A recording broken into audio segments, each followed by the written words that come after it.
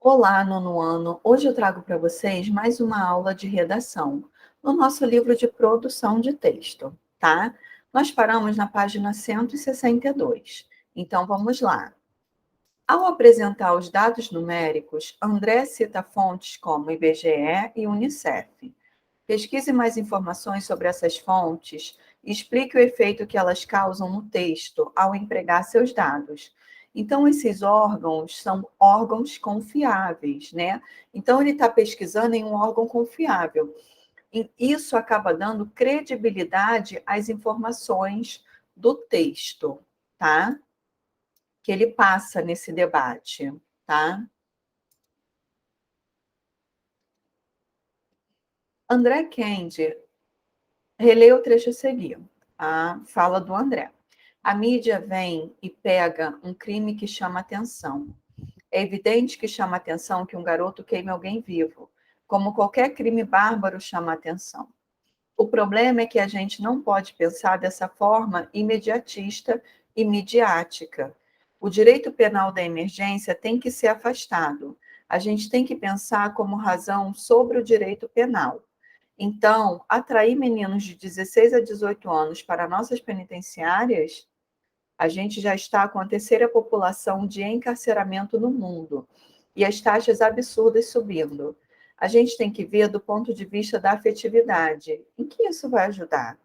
O que a gente vai fazer com os nossos adolescentes? O debatedor,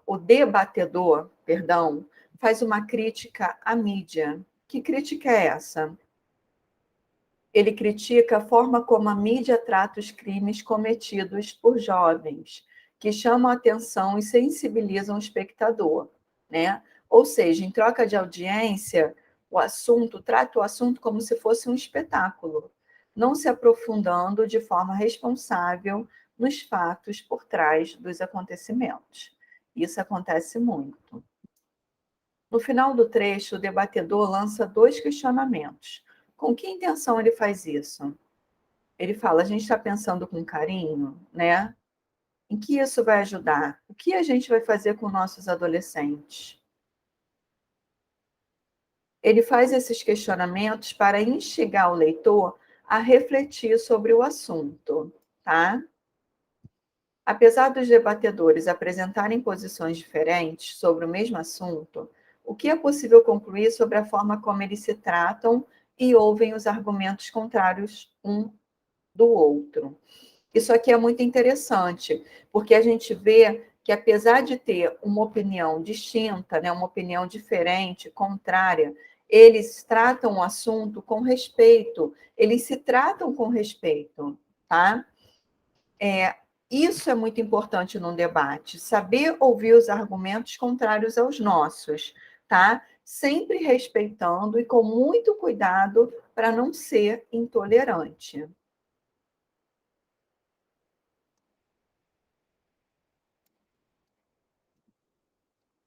Releia os trechos a seguir extraídos do debate. Os dados estão aí esparsos, mas nem sempre são divulgados com o devido cuidado. É que a proporcionalidade é diferente, porque jovens não morrem de causas naturais normalmente. 33 mil jovens morreram entre 2006 e 2012, ou seja, é uma parte da população que, ao invés de ser bem cuidada, está sendo mal cuidada. O nosso sistema penal fracassou, ou é uma questão da sociedade que não tem, digamos, nenhum instrumento para enfrentar a questão da criminalidade. Agora preencha o quadro abaixo, indicando a relação de sentido estabelecida pelos elementos coesivos em destaque. Então, aqui na letra A eu tenho mais, na B o porquê, na C ou seja, e na D ou. Qual é a relação estabelecida por essas conjunções, que a gente chama de elementos coesivos, né, que ligam orações e estabelecem entre elas uma relação de sentido? O mais estabelece uma relação de oposição, afirmando que, apesar dos dados estarem por aí, nem sempre são divulgados com cuidado, tá? O porquê introduz uma explicação para o fato de a proporcionalidade ser diferente, ou seja, é uma explicação, né? Apresenta a mesma informação já dita, mas em outras palavras. E o ou indica uma alternância, uma coisa ou outra, né? Questionando sobre duas possibilidades para o crescimento do número de homicídios no Brasil, tá? Releia outro trecho. A apresentadora Mônica, né? Eu só queria acrescentar um dado. A gente tem um número de homicídios crescente no Brasil. No total, o número é estarrecedor. Aí o André fala 55 mil no ano passado. Em gêneros orais, quando ocorre a transcrição da fala, é comum o emprego de marcas da oralidade, né, do nosso vocabulário oral. As reticências foram empregadas como marca de oralidade. Para quê? Para mostrar que ela deu uma pausa, tá? Ela dá uma pausa, o André interrompe e complementa com esse dado, número de homicídios no Brasil, tá? Então, aqui eu tenho todo, na página 164, eu tenho todo o resumo desse gênero, tá?